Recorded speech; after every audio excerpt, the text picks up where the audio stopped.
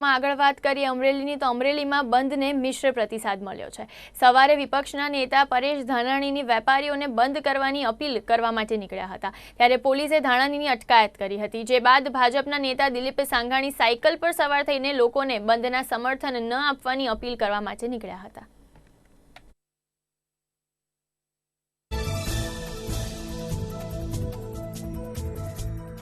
ગામમાં ગઈકાલથી જ સમગ્ર રાજ્યમાં અને અમરેલીમાં બંધનું એલાન આપનારાઓ ખેડૂતોના નામે ખેડૂતોના ખંભા ઉપર બંદૂક રાખીને પોતાના રાજકીય રોટલા શેકવા નીકળ્યા છે।